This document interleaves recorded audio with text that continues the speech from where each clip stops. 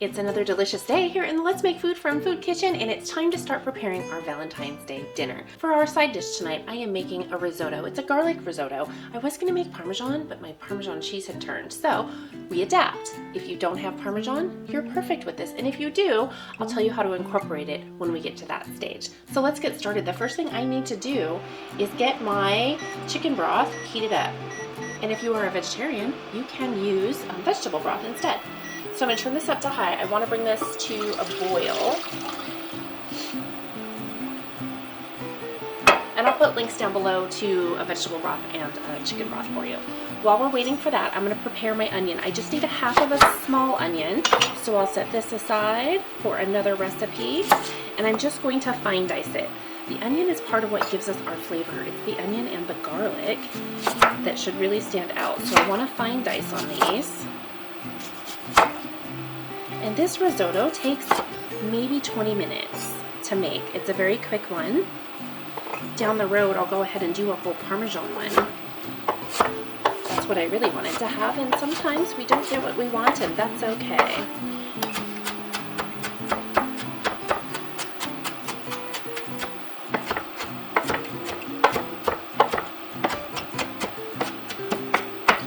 Okay, this is a very fine dice. I am happy with where it's at, so I'm going to leave that alone. I am done with that, and I'm just waiting for this broth to boil. It's very important that we get our broth up to a hot temperature so that when we start adding it to our risotto, it keeps the starch up on our risotto, and that's really important for the creaminess. So if you use cold broth, it might not turn out the way that you see it turn out here. All right, my broth has come to a boil. I'm just going to move it over here. I have a trivet right there to hold it on to. I want to quickly move on to the next step. I'm turning this down to a medium heat. And once this heats up, I'm going to add my oil and my butter and start sauteing my onions, and then we'll add in my garlic. Since I've used a cast iron pot to do my broth, it'll keep it nice and warm for me for a little while. And if I was concerned about it, I could even put the lid on it so it would retain the heat. I'm going to go ahead and add in my oil. It's just a tablespoon. A neutral oil is best. Okay, and then I'm going to add in my butter. I want that to get nice and melted, and then we will add in our onion. Okay, my butter is melted. I'm ready to add in my onion, and this won't take long because it's finely diced. It'll cook quickly. Just gonna give that a stir.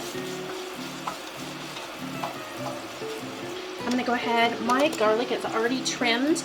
The recipe says 4 garlic cloves. I actually have 5 because 2 of them are really little. So I just wanted to make sure I have enough garlic. Okay, let's go ahead and add some of our garlic in here.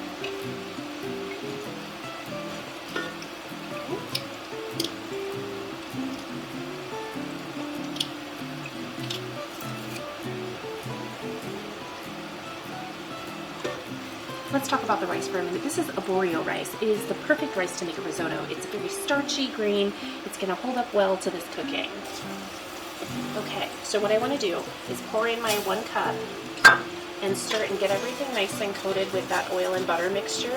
We want every grain of rice nice and coated. Now, if you like a wine flavor, now is the time to add 1/4 cup of your favorite white wine. A dry wine is probably better, but if you don't like the taste of the wine, drinking it, then don't put it in your rice. Make sure it's something that you enjoy, okay? So what you'll do is put in that wine, let it completely get absorbed into the rice, and then you'll start ladling in your chicken broth, 1 ladle at a time, and I'm just going straight to the chicken broth. And we want to stir it in, and we don't want this to boil, we want it to simmer. So I'm going to turn it down just a little bit, and that's one of the reasons we want our broth to be hot, so that when we add some, it doesn't take that simmer away too much. So I want that to completely absorb into the rice, and then we'll just keep adding a ladle at a time. This is what our pot looks like right now. And you won't need to stir it every second, but you do need to keep an eye on it, because if you let it go too long before you add your next ladle, then it will start to stick to the bottom.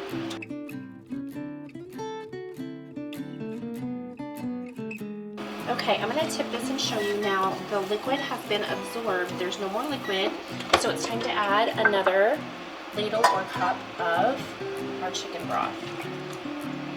Okay? And we'll just stir that up and continue to let it go. You might have noticed by now I've started setting some other things out here. The salt I have set out is an option. If I decide it needs a little more salt at the end, I will add it and stir it in. And then the parsley, we're gonna chop this up. It's about 3 tablespoons is what we'll need. We're gonna chop it up and then we'll put it in at the very end to give it a little color and a little flavor.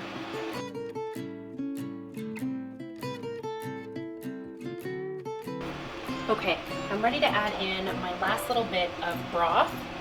So there's just this little bit left. And now is the time to add in our parsley. So I'm gonna do that, and then I'll stir it up. So we're just a couple of minutes away from being done. Okay, the risotto is looking beautiful. So now is the time to taste it. I wanna make sure that it is cooked, and I want to make sure that the salt content is okay. I tend to not add salt to my broths, but there is salt in that butter, so I'm going to check it.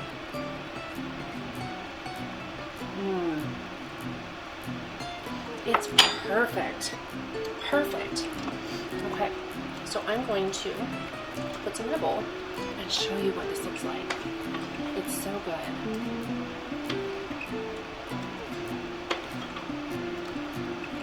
Doesn't this look delicious? Oh, it smells so good too. This is going to make such a delicious side dish to our pan-seared scallops, which are coming up next for our Valentine's Day meal. From my kitchen to yours, let's make food from food. That's one bowl.